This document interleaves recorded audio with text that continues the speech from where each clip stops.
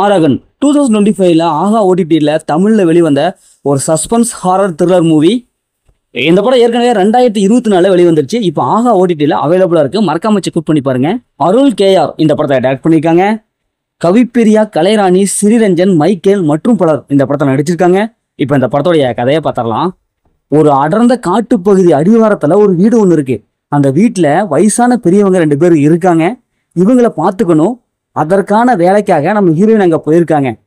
இவங்களுடைய வேலைக்காக நிறைய அதிக பணம் சம்பளமாக கொடுக்குறேன்னு சொல்லிட்டு இருக்காங்க. இந்த பணத்தை வச்சு தன்னுடைய லவர் ஹீரோவுக்கு எப்படியாவது ஒரு பிஸ்னஸ் ரெடி பண்ணி கொடுக்கணும் அப்படின்ட்டு ஒரு மோட்டிவேட்டோட அந்த ஜாப்புக்கு அவங்க போயிருக்காங்க. இப்போ அங்கே போய் அந்த ஜாப் அப்படியே கன்டினியூ பண்ணுறாங்க. அவங்கள பார்த்துக்கிறாங்க. ஆனால் அந்த வீட்டில் பல அமானுஷ்யமான விஷயங்கள் நிறைய நடக்குது. நிறைய பேய் அப்படின்ட்டு நிறைய விஷயங்கள் ஹீரோயினை பயப்படுத்துற அங்கே மாட்டிக்கிறாங்க. இப்போ இறுதியில் இதில் எப்படி அவங்க தப்பிக்கிறாங்க, இறுதியில் என்ன ஆச்சு, உண்மையிலேயே அங்கே என்ன நடக்குது, இறுதியில் என்ன ஆச்சு அப்படிங்கிறதான் இந்த படத்தோடைய ஆன்லைன்.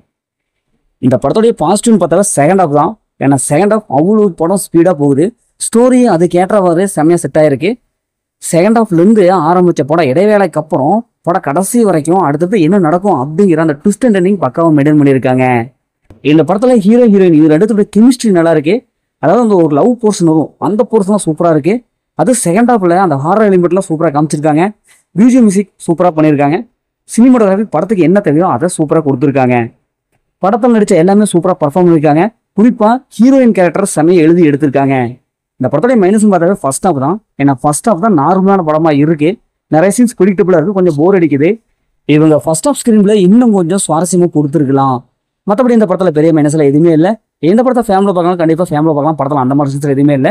மொத்தத்தில் இந்த படம் எப்படி இருக்குது, சூப்பராக இருக்க சுமாராக இருக்குன்னா இந்த படம் ஒரு ஒர்த்தான மூவி தான். ஓகே, இதேமாதிரி அடுத்த ஒரு புதிய மூவி ரிவ்யூ சந்திப்போம்.